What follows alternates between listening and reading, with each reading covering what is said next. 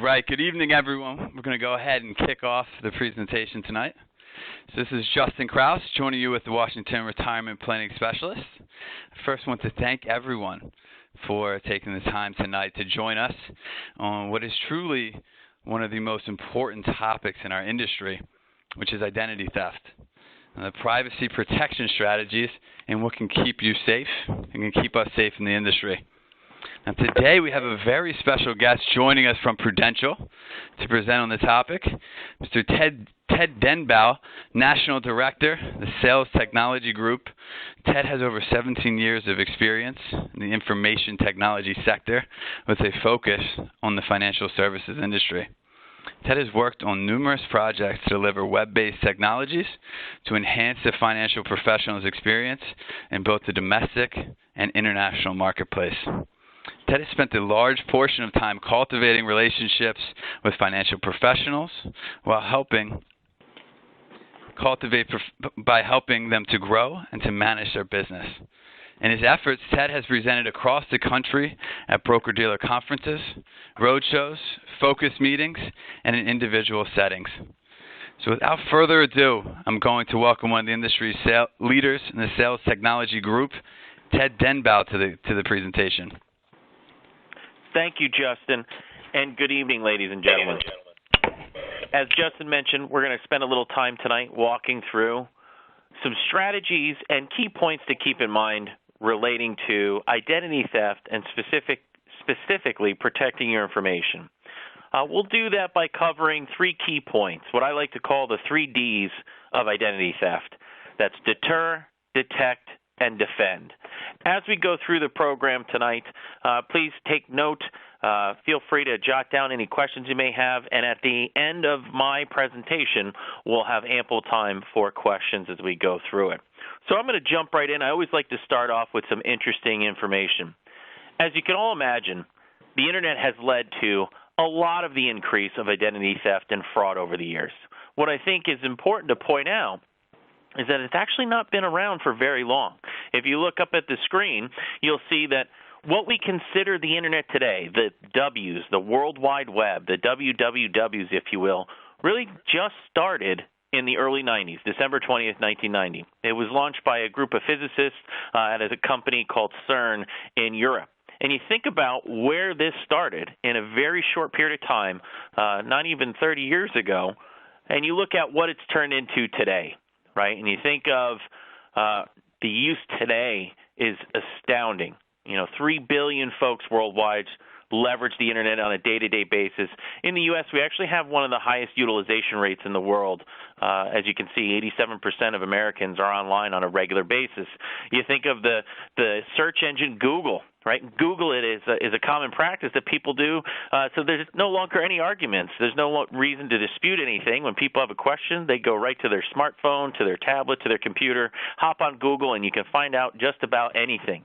Now, when it comes to the validity of what you might find, that's where the real questions come into play. But with that broad reach and all that great experience comes a lot of vulnerability. You think about from an investor's perspective, out there, all of you have a lot of reach and leverage the web on a regular basis. You think of today with Social Security. You have to go online to check your Social Security information, and many folks leverage it as a primary communication point. But it also leads to a lot of concern and a lot of possible risk. And we look at some of the largest data breaches that have occurred, most of them occurred in the last few years. And they've happened to many companies, and it can be painful for those companies as well as their consumers, their members, their customers. But I think an important thing to point out as you look at this screen, it's not so much there to scare you with the large scope of numbers. It's to point out how the media tends to blend things so they sound interesting. And what I mean by that is if you look at some of the companies and size of the breaches out there, you think of Home Depot, I think we all heard about Target, eBay.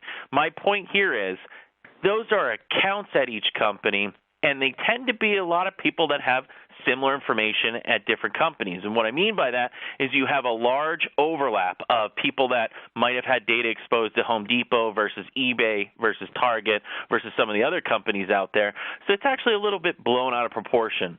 There's still possible risk out there, but I think as the media does with a lot of things, they tend to elaborate it a little further than it truly is. So there may be a lot of data out there, but there's also a lot you can do to protect yourselves. And that's what we're going to focus a lot here on tonight, is give you tips and tricks, things to look for, things to be aware of, because education is key. The more you know about what's going on, the more protected, the better prepared you can be. And we think about identity theft, the simplest way to describe it is it's basically the misuse of someone's personal information to commit fraud. It affects millions of people every year, unfortunately. It's not going away. The financial losses in the U.S. are quite astounding. As you can see on the screen, $24.7 billion in 2013. The average loss, nearly $5,000. But there's a lot of things you can do so that that doesn't happen to you. And one of them I always like to point out is there are areas where it's highly concentrated. And that's why we point out some of the states with the largest cases of identity theft complaints. And the reason we point that out, I'm sure many of you travel. And if you happen to be traveling around the U.S. or in Arizona, California, Florida, Texas, or Nevada, at least if you're aware of the fact that there's a lot of fraud and identity theft that occurs in those locations, you might want to be more mindful of monitoring your transactions and your accounts while traveling in those areas or while transacting business in those areas. So again, being aware of it is one of the key points that you can take away and make sure you're staying on top of protecting your information. So we'll get into the first D, and that's deter. This is really focused on preventative measures that you can take to reduce your exposure. We're going to go into a lot of these in more detail to give you examples of how they're used against people and things you can do about it. You know, cleaning up your paper trail is a big theme you're going to see in the first few minutes. Destroying the paper before it ends up in the trash. Protecting your Social Security number. That's a challenge for a lot of folks because of different things that they have to use for it, but it's really never was it intended to be what it is today, meaning that when they first came out with our Social Security numbers, they weren't initially intended to be our unique identifier for everything. And you've actually seen most industries slowly start to migrate away from using them as your primary identifier. You may need to still use them for initial account setups, but for example, in financial services, no longer are you even allowed to use them as your usernames or even passwords when you create IDs and credentials for websites. That's because the risk of leveraging that number in too many places has been clearly identified, and slowly industries and segments are starting to pull away from it. And again, we'll touch on some password tips and other things you can do to keep your information safe. So as I mentioned, there's a lot of emphasis from the first D, deterring, around paper trails and reducing your paper trail. It's amazing how much information floats around out there.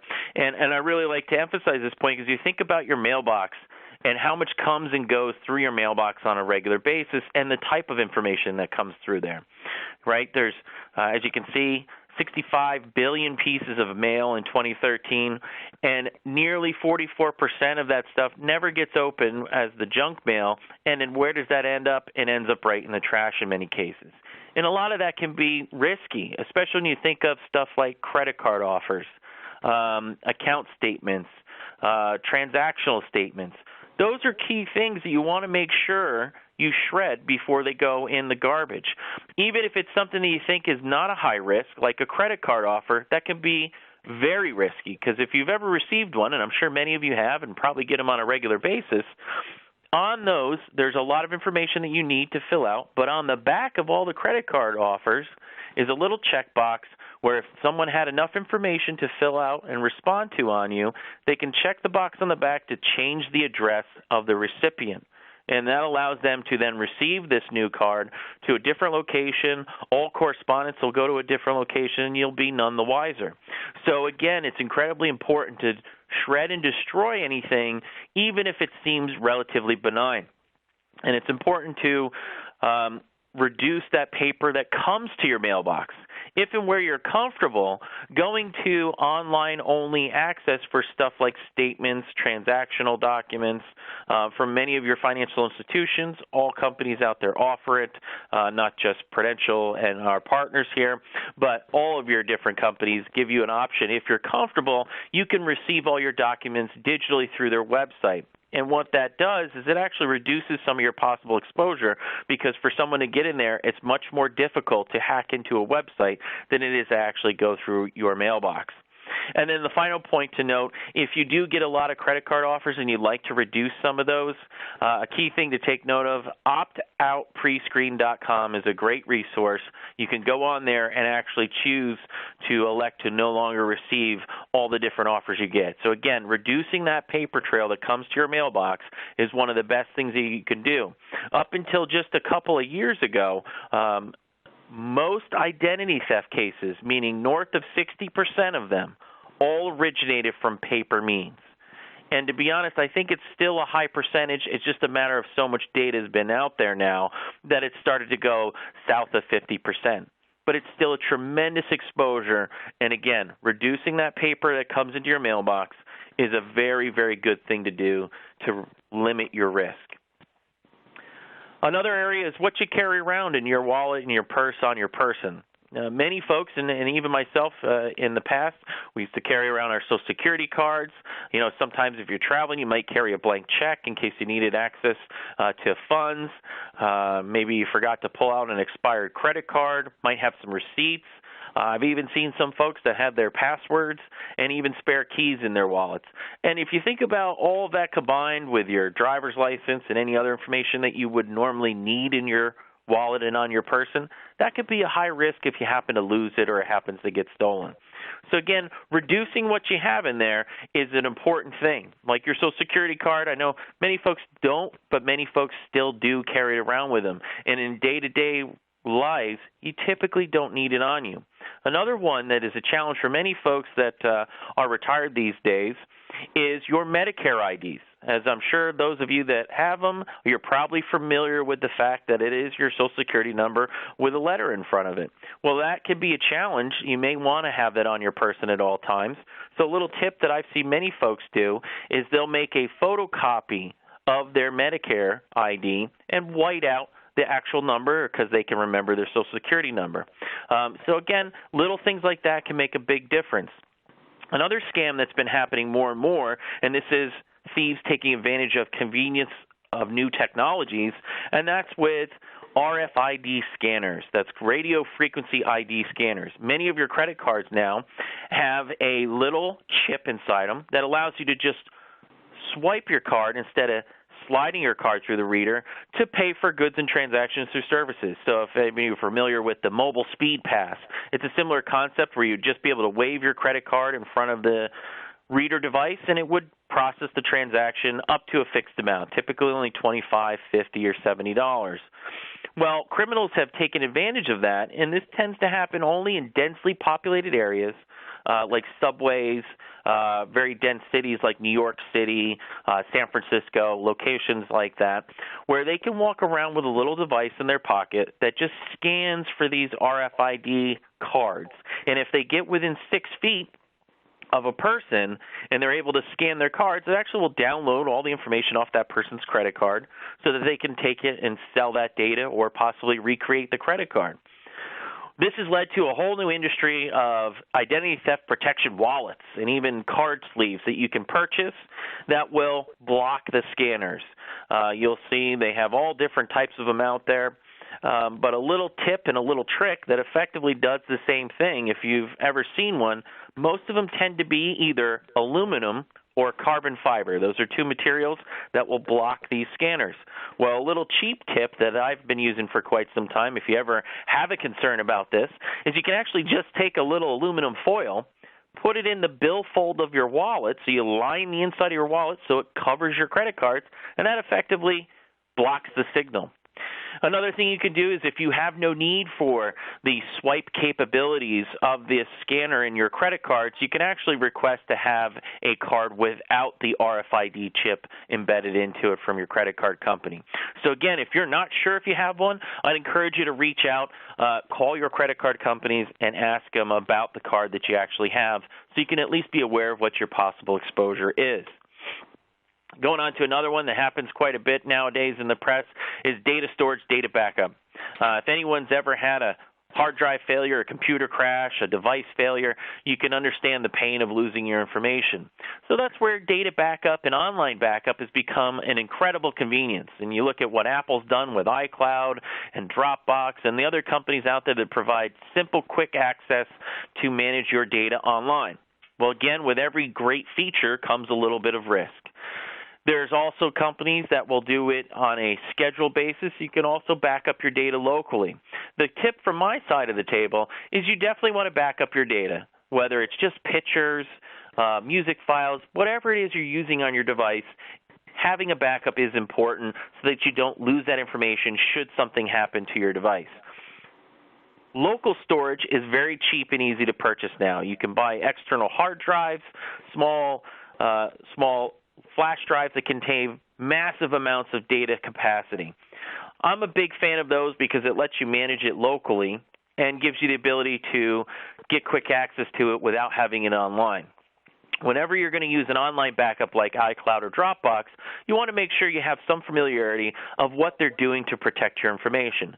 In most cases, they do use very sophisticated and high levels of data encryption. And I'll give you some examples a little later on to look for. But you want to be mindful of what you put up there. You might not want to store sensitive information like your Social Security number on some of these services if you're not comfortable with the amount of protection they're providing to you. Another area is data disposal. And nowadays, many of us probably look at this when we go to upgrade a computer or a laptop or a smartphone. There's all kinds of companies that will buy your leftover equipment from you for a reasonable fee. And it's a nice feature in the sense that it helps you offset the cost of purchasing new equipment. But again, there's also risk with that because simply deleting a file, it's not truly deleted. And if you look into it, you actually need to overwrite the space on the memory in the device 27 times to truly wipe the data from the device, whether that's a hard drive on a desktop, on a laptop, or even on your smartphone. Many smartphones, a lot of us look at possibly trading them in when we go to upgrade, and resetting them to factory defaults does not necessarily remove the data from the device. There are ways that you can go through and wipe the device clean, and I'd encourage you want to make sure you understand that you've removed all of your data before you submit it in. There are lots of ways to do it. I'm a big fan of removing the hard drives if you're talking about a desktop or a laptop, regardless of whether you're donating it to a charity, selling it to a reseller, or even giving it to a friend or family member. Nowadays, they can buy a replacement drive very cheap versus having to buy the whole machine, and that way you make sure you destroyed the data that is very sensitive and very personal to you. Physically destroying the drives is one of my favorite ways. You can drill right through the drive and make it Swiss cheese, get a little exercise, have a little fun, and that way you make sure that you've destroyed your data. Again, with smartphones, it can be a little more challenging depending on the device you have. They have sequences where you can wipe the device. Just look up online if it's Apple, if it's Android. They have all instructions on how to delete and reset your device thoroughly to make sure you've removed your data. Passwords are our first line of defense for everything. So if we think of them, right, we use them to access our email, our social accounts, our online bank accounts, our online financial accounts, logging into our computers, all different types of things. Oddly enough, a lot of people tend not to use the best passwords. You'll see on the screen the top 10 most used and worst passwords all at the same time. It really, I find it fascinating that up until last year, password was the number one used password in the world for nearly 30 years. It was only passed in the past year by 123456, which, as you can all agree, is probably not a great password either. But passwords are a challenge. We have to manage many of them. and store them and remember them, and that can be very difficult with the amount of accounts and the amount of systems that we use, but they are critically important to have a quality password. So a couple of tips that I have out there are making sure that you follow some general best practices. Now, I'm sure many of you have talked to different people and may have different advice on passwords, and typically the safest thing you'll hear from folks is to use a random sequence of letters and numbers, varying characters that, frankly, is difficult to remember. But nowadays you'll see that most sites, most accounts, most applications require a minimum of 8 characters. That's really the magic length. That's why all companies have gone to that. A password that's at least 8 characters in length has proven to be very substantially safe in the sense that it's a lot harder to crack. And you do want to have varying characters, but making it not personal but easy to remember. So that's difficult to do. That's why you'll see our tip that I've been using for quite some time now is a little technique called phrasing. So the examples you see up there, I love my 2 dogs with an exclamation point. I had 2 Siberian Huskies. So I have a capital I, a number 2, and an exclamation point at the end. That's a very safe password because not only is it 8 characters plus, it's got uppercase and lowercase, it's got letters and numbers, and a special character. A special character is simply an exclamation point, a question mark, a period, an ampersand. Very, very safe password, incredibly difficult for hackers and scripts to crack, and very easy for me to remember. Most of us can come up with a simple phrase that fits those criteria, gives you the 8-character length, gives you the alphanumeric, the upper lowercase, and the special character, and manage it very effectively. I also like to point out, and something I'm sure most folks have heard before, you don't want to use the same password for all of your accounts. In most cases, you couldn't do it because it wouldn't allow you. So what I suggest to folks is you can come up with at least 3 phrases that will work for many of your accounts. And what that allows you to do is not have hundreds of passwords, but still have safe, quality passwords that are not too difficult to remember. Another thing that I've been using for quite some time are password keeper programs. These are applications that you can use on your smartphone, on your tablet, on your laptop or desktop to manage all of your passwords. They use very sophisticated forms of data encryption to protect your information. You simply create one password, and then you can log in and categorize and store all your usernames, IDs, and passwords for all the different sites and applications you access. Well, of course, that's got a lot of sensitive information in it, so you want to be careful about it. But what these applications do is not only do they scramble your data in a very sophisticated, nearly impossible way to crack, but they also have some sequences in to protect it in case you lose your device or lose your information.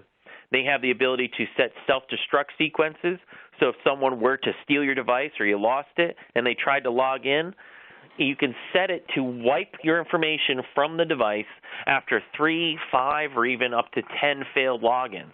But as you can imagine, you want to make sure you remember your login for that account so that you can get in and out of it. One that I've been using for a very long time is a program called Keeper.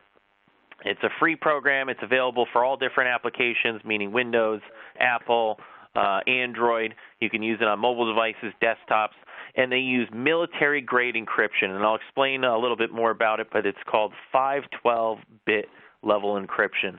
Very sophisticated, very safe, something I've been using for nearly a decade and have had great luck with. So again, that keeps you from writing them down on paper and having to go to something that's easily lost and easily stolen. More tips around Wi-Fi. Many of us have Wi-Fi networks that we use at home. They're great. They're simple. They're easy to manage. But what a lot of people tend not to do is put a secure passcode on them. And it's an important thing to do even if you live in a nice neighborhood with neighbors not too close by. And the reason being is you just never know if someone does hop on your network, they can possibly do all kinds of different things. Even if you don't have a lot of sensitive information on there, you could possibly be exposed to people trying to do things that they don't want to do on their home network, their personal network. So setting up a simple PIN again, limits the possibility of that happening. You'll deter the folks from trying things because if they try to get into your network and it's got a secure code to get in there, they'll just go down to the neighbor's house or somebody else's because they know somebody else will have an open, unsecured network. Another thing to be aware of with public Wi-Fi networks is knowing what you're logging into. A common scam that happens nowadays throughout the U.S. and all over the world is that people can set up mock Wi-Fi networks. So, for example, if you've ever been to a Starbucks or a McDonald's, most of them have free Wi-Fi nowadays. What these criminals are doing is they can sit in the parking lot of, let's say, a Starbucks, and they can set up a hotspot. It's something that many people use for business purposes. You can buy a little device from AT&T or Verizon, and it lets you create a portable wireless network. Well, they can set these hotspots up, and they'll usually name them something similar to the location's network. So, for example, Starbucks. Many locations, their network may be called Starbucks, or they may have an AT&T network. So if a criminal were to sit in the parking lot, they might call the network Starbucks 1 or Java 2 or something that sounds similar because people have a tendency, if they see a free Wi-Fi network, they hop right on it. And what these criminals will do is once they see someone log onto their network, they can then try to drop a little keylogger script onto their device, and that'll record every keystroke, every tap, every thumb touch on their device, and hopefully they'll gather some information. So what can you do? Well, a simple trick, a simple technique is just confirming the network name that you're logging into. When they're trying to do this in any location, you can't have networks with the identical name in the same location. So that's why they'll call it a Starbucks 1 or a Java 2 or an AT&T 3. Simply going up to the counter of the merchant that you're at and just asking for the Wi-Fi information, again, greatly reduces your possible risk. Another thing is when you're on public networks, it's a good idea to limit the amount of sensitive information you access. So meaning it may not be the best place to log in to some of your financial accounts because if someone were to get on your device, they may have the ability to see what you're doing on there. So continue with the deter is again around your computers, is maintaining your antivirus, anti-malware software. It's something that most machines come with free initially, but what you tend to have to do is pay for or manage an upgrade service, update service. And that's something that many folks fall short on.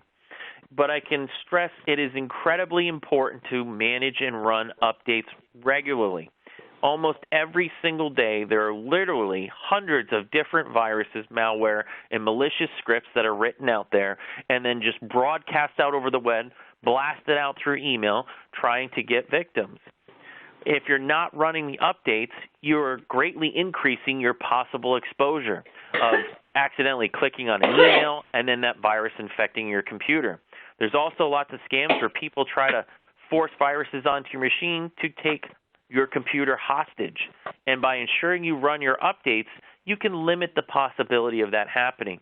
All the programs out there are very good, from McAfee to Norton to Spybot to free ones like AVG.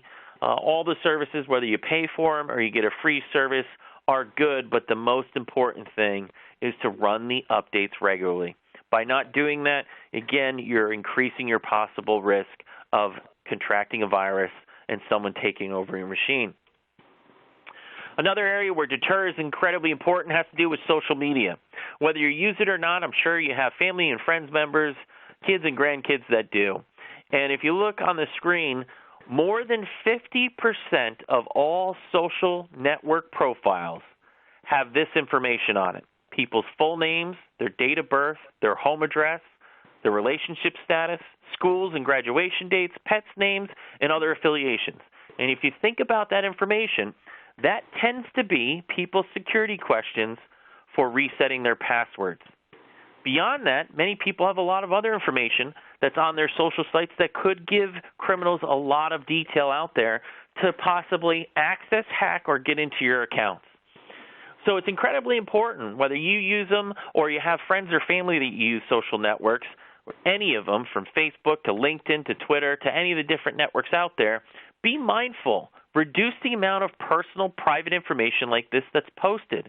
Another key thing, and this was in the news quite a bit over the last few years, is how you post things. And this is especially important with kids and grandkids. And the example is maybe a son or a grandkid might post, going to Disney World on Tuesday for vacation, going to be gone for 2 weeks. And if you think about what that tells possible criminals, rob my house on Wednesday because no one will be here for 2 weeks. Posting in past tense greatly reduces that. The example being, just got back from Disneyland, had a great time. So again, if you have friends, you have family members, you use it yourself, simple things like that, posting in past tense. Don't tell people what you're doing till after it's already done is a great thing to do to, again, reduce possible exposure because you just don't know. A lot of people think, even with all your privacy settings that you may have increased, the risk of that information getting out there still exists. These networks are run, and in general, mostly the information is public. A lot of the information is still accessible by Google. If someone were to Google search you, stuff from LinkedIn will pop up, stuff from Facebook will pop up, and then they can try to get into your network.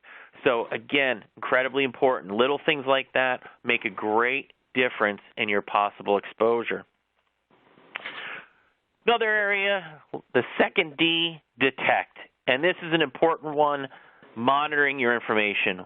The most important thing you can do beyond reducing your paper trail is tracking for activity. Googling yourself. It's something everybody should do and do often. Tracking your credit report. If you don't do it regularly already, you should absolutely do it.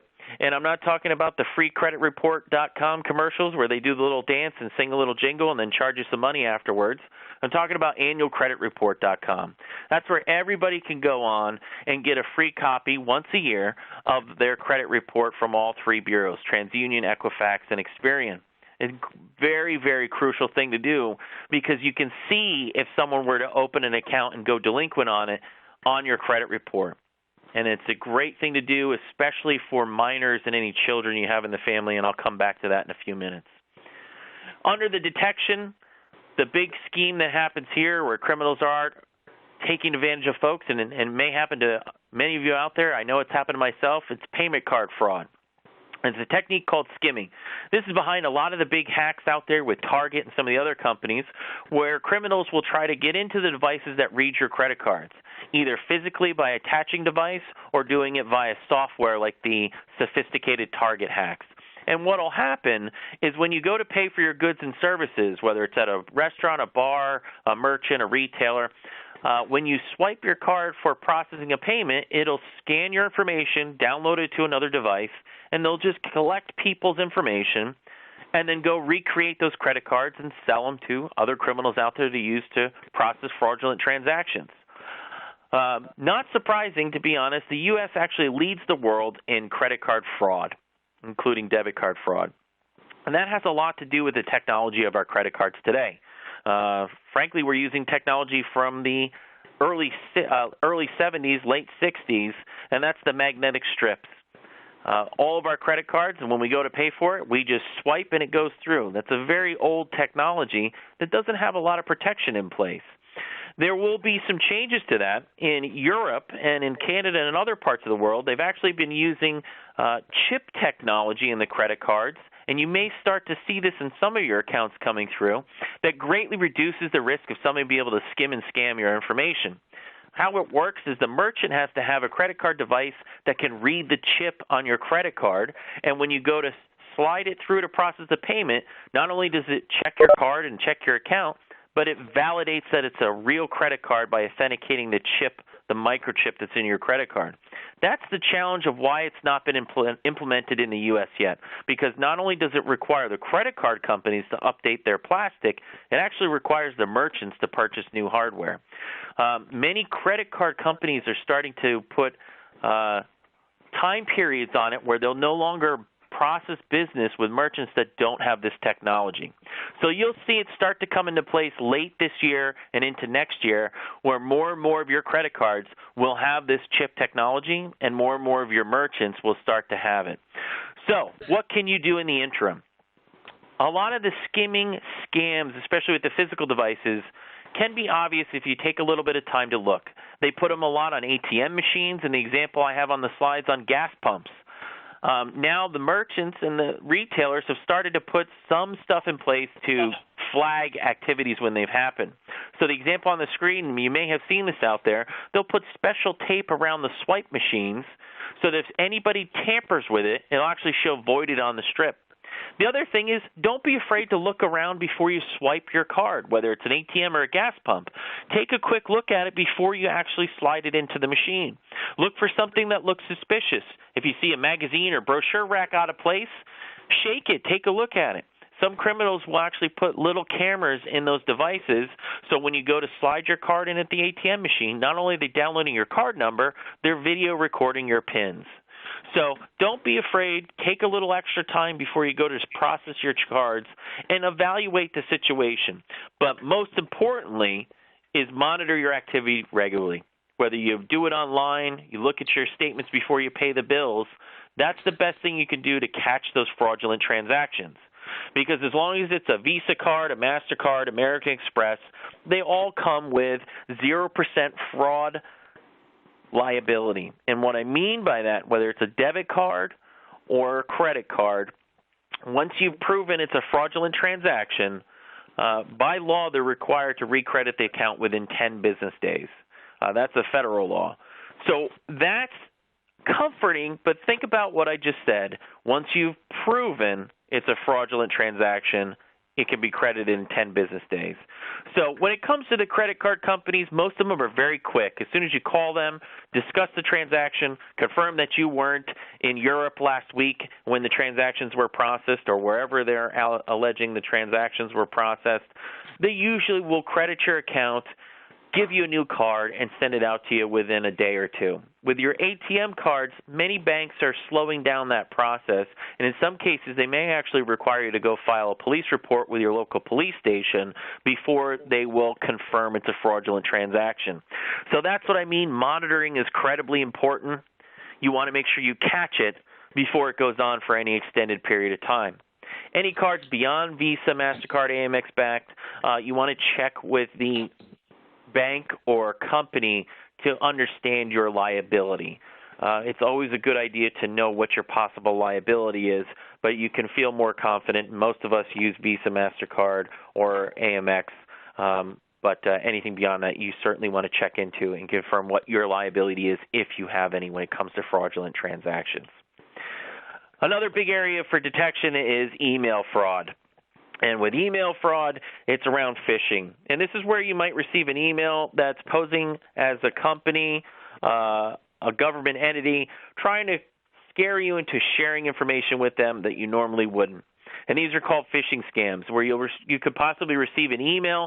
It'll have headers, logos, and it might have information in the body of the email stating something to the effect, "We've had an issue with your account. We need you to validate XYZ data about your account. Please respond to this email so we can reinstitute your account." The top three companies that are targeted with this year in and year out are eBay, PayPal, and the IRS.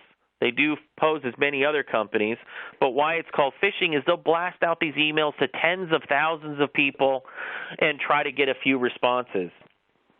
Now, there's a few giveaways to this, especially when it comes to the IRS, and that's the IRS does not email the public at all for that type of information. No reputable company will ask you to send sensitive personal information through email unless it's encrypted. Generally speaking, email is not encrypted. So if you get an email that sounds funny and seems funny, it probably is. And it's important not to click on any links, call any phone numbers, or respond to those emails.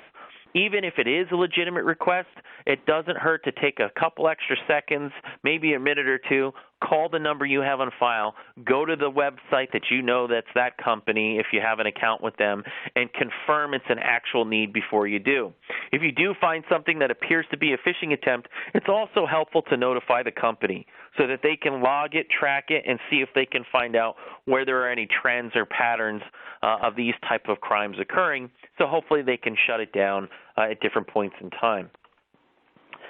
A couple other areas in detect is website security, and I talked about encryption already. give you more specific examples. When you're logging into a website, you want to make sure that it is a protected website. You can see little indicators on most of them in the address line. If it's a secure site, it should have HTTPS. When it has the S, that means it's a secured site. And many of them, you'll also see the little lock up next to the address bar, again, showing you that it's got encryption. Companies use different types of encryption. They use security certificates, and one that many use that I've already mentioned, bit-level encryption. And the way these work is effectively on the sender side, you have your information. When it passes through the site to be encrypted, they scramble it with one set of keys, and when it gets into the back-end system, it is unscrambled with another set of keys. The only way the hacker would get it is in the middle, and that would just be scrambled data. Without both sets of keys, they're not able to scramble it. Bit-level encryption, just to explain it in simple terms, is just using ones and zeros to scramble your data. The minimum standard used to be 128-bit. What that means is it was 128 ones and zeros that they would use to scramble each character in your information.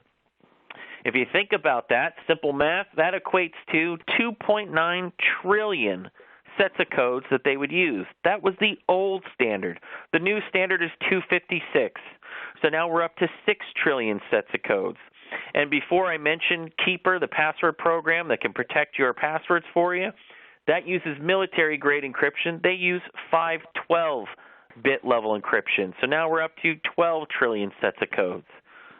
Very, very difficult to crack. I actually have not read or seen any confirmation that that's actually been cracked out there that's been validated. So again, just having a little understanding when you're logging into a website, you can click on the little lock and actually see what type of protection they have. So if they're using bit level, it'll tell you they're using 128 or 256. If they're using security sockets and security certificates, it'll give you an indication of what they're doing. At least this way, you can have some sense of security knowing that they're protecting your information. Last area on detect before we get to the final D is around tax return fraud. And this is a huge crime that's increased tremendously over the last few years. And this is where thieves will process fraudulent returns to get a payout from the IRS. Staggering is the only thing I can use to describe the amount of money that's been stolen in the last few years. You look at $4 billion in 2014, and that's over a 60% increase to 2013. They don't actually have to have your full details to process it, but they do have to have a lot of your information. They need your Social Security number, your name and address, and usually what they'll do, even if, let's say, you weren't supposed to receive a return, they will put in fake numbers to get a return. And the criminals have a little bit of intelligence on this side, and why they've been so successful is the fact that they will stay under common triggers, meaning that they'll ensure that the fake returns they're putting through don't exceed $9,000 because that triggers a flag at the IRS. So they'll usually process them so that they're $3,000, $4,000, and $5,000. So what can you do? The most important and the best thing you do is file before the criminals do, right? File early. Because once they filed a fraudulent return, you won't really find out until you go to process your taxes. Whether you are getting a return or not, you'll then be notified that the tax return has already been processed on your behalf, and it can be a lengthy process to unwind. Ensure that you know your tax preparer if you use a service, if you're not doing them yourselves. And also, again, going back to the mail, reduce and don't send them through your mailbox. It actually is very safe and much faster to do it electronically. Putting in your mailbox just leaves it exposed. There's also been many cases where people would just steal the paperwork out of the mail and then go change the returns and file them online. Again, if you're following many of the tips that we've mentioned throughout the program, it'll greatly reduce your exposure to this type of crime because they do need your Social Security number. They do need your full name, your address, enough details so they can actually put through a return. So if you're taking some of the practices and tips that we've given you, it will reduce your possible exposure here. But again, the biggest thing to do is get it in early, get it in as soon as you can, get it in before the criminals. So the last D, and that's defend. Now we've got to take action. There are several things you can do once you've found a fraudulent activity or some exposure that you've had. Fraud alerts are a great thing. You can apply these to your credit bureaus because in most cases, if they want to open an account and go after you, they need to access your credit. You can put fraud alerts for 90 and up to 180 days at all 3 credit bureaus, and that puts a hold on your credit being released until it's been authenticated by you. Also, closing old accounts. That's an important thing. If there's no reason to leave those open accounts stagnant if you're not using them. Close them down slowly and systematically so that they're no longer a potential risk. And also, taking advantage of some of the resources out there. A fantastic website is the FTC.gov. On there, they have lots of information. They have great tips and the top 10 things to do when you've had an exposure. Things like notify the company, change your passwords, file a police report depending on the extent of the crime, and all the specifics around how to do things like place fraud alerts, credit freezes, the different things that you can do out there to, again, take action once something's occurred. Another great website is idtheft.gov. They have all state and federal laws up there, so you can get an understanding of what the government has in place to help protect you, especially once something's occurred. But again, with every big risk is another side of it, is an opportunity. And there's been a whole slew of identity theft protection services out there that have grown tremendously over the last decade. They really come down to 2 sides of it, prevention and post-issue occurrence. Most of them, like LifeLock and Triple-Let, the ones you've probably seen in the TV commercials and on the billboards, are prevention services. They do a lot of the things that you can do yourselves for a fee and on your behalf. Stuff like monitoring your cards, monitoring your credit reports, tracking your accounts. But they also do some things that are a little more difficult for most people to do, and that's to scan the web and look for your personal information and try to pull it down. But again, that's very much on the prevention side of the table. They're going to flag you either prior or when something happens. There are a lot of other services that are more like insurance policies so that if you have something occur, they will help you try to unwind it. Everything from helping you file the reports, getting the information you need, and all the details to try to hopefully reverse the fraud that's occurred. So with that, again, we're going to focus on the 3 Ds. It's important to safeguard that personal information, reduce that paper trail, shred those documents before they end up in the trash, and limit what's carried around on your person. You want to do the second D and detect your activity. That's monitoring your accounts on a regular basis, whether it's daily, weekly, monthly, quarterly. You want to make sure you have a routine where you track all of your different accounts so you can catch the fraudulent activity before it grows too large. And then the last D, we're going to defend. We're going to take action when something's happened. You want to make sure you notify the company, inform them of what's gone through, file a police report if necessary, change your password, and take action so you can limit the losses there. So with that, that's the end of my formal comments here. I'm going to turn it back over to Justin for just a second so we can wrap up with some questions. Yeah, sure. Ted, thank you again. I know identity theft is a hot-button issue, and really thank you again for sharing the valuable tips into protecting your privacy. So with that, I would love to open up the floor to the audience, to our clients, to go ahead and feel free, just ask any questions over the phone to Ted that you may have. We also have a chat feature on the WebEx site as well. So if you have any questions, feel free to type in via the chat or over the phone, and we'll go ahead and we'll open that up now.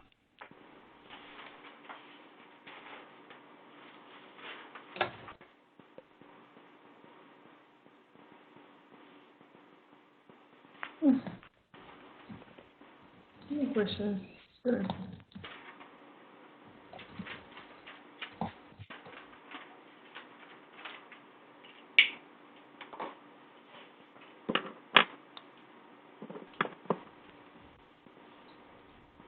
All right.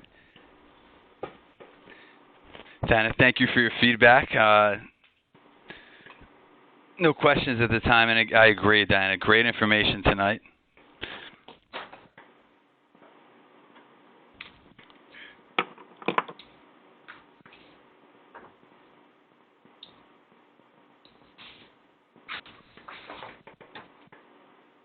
All right, so no questions coming in at this time. Ted, I don't know if you had any follow-up, any final closing questions. We'll certainly leave a couple more minutes here. But if you had any closing remarks, Ted. Sure. we'll go from there. Yeah, so just a couple, again, reiterations.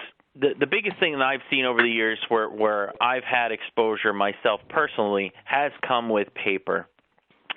So I can't stress enough how important it is to reduce that mail, reduce your paper even in your household, because inadvertently, whether it's accidental, intentional, whatever the case may be, it's very easy for stuff to end up in the trash. Another important one is if you're ever at the hospital, unfortunately, whether if you've happened to find yourself at the ER, at a doctor's office, take a look around. The medical industry is still, or the healthcare industry is still one that is slowly moving away from leveraging your Social Security number. I personally was in the ER for what I thought was a broken bone about 7 months ago, and I noticed on my wristband it had my Social Security number on it. And when I was checking out of the ER, they cut it off and threw it in the trash. I wasn't too happy about that. So be mindful. The biggest thing you can do is just be aware of your surroundings, especially when it comes to that paper. If you know your personal information is out there in a scenario like that, take a look and make sure you destroy it. Ask them to destroy it. Take control of it yourself when and where you can, because it's one of the biggest risks that everybody has out there. And again, focus on the three areas. That's the first one. That's the deterring by taking action, reduce that paper, and the second one being detecting and monitoring, tracking your account activity. In most cases, if you do find a fraudulent transaction on one of your bank accounts or credit accounts, you usually won't lose money, but it may be held up for a while. So the sooner you catch it, the sooner it's reversed. 10 days can be a long time when you think about 10 business days. That could be 2+ weeks depending on what holidays are going on and how long it takes to validate the fraudulent transaction. So those are some of the things I always like to reinforce. And again, if you have questions, things come up, definitely leverage those two websites I mentioned, ftc.gov and idtheft.gov. There are a wealth of information out there around common trends and things that they're seeing pop up that you may not be aware of, that may not make it to the local news or even the national news.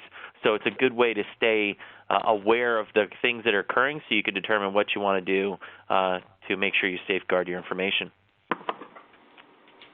That's great, Ted. Thank you again for the information. I know everyone certainly found it valuable. And we did have one final question come in about receiving a copy of the presentation. Now, I know that we will be sending out the webinar electronic version of this, so you'll be able to watch the webinar at any time. And we'd also be happy to send the Prudential presentation out as well. And again, if anyone has any follow-up questions, you go to bed tonight and have a follow-up question that you'd like to ask, feel free to send those my way, and I will certainly communicate those with Ted if need be. Great. All right. So if that is all, and I think that's all the questions from everybody, we'll go ahead and we'll close this out. So I want to thank everyone for joining us tonight. I know this was a great presentation that Ted was able to give to us. And Ted, thank you again. Very good. Thank you again. Thank you so much. You're welcome. Thank you. All right. Round of applause. All right, guys. Well, thank you so much. Thank you, everyone, for joining. Have a great night. Ted, thank you. And we'll talk to you soon. Thank you. Goodbye. Good night. Bye-bye. Good night.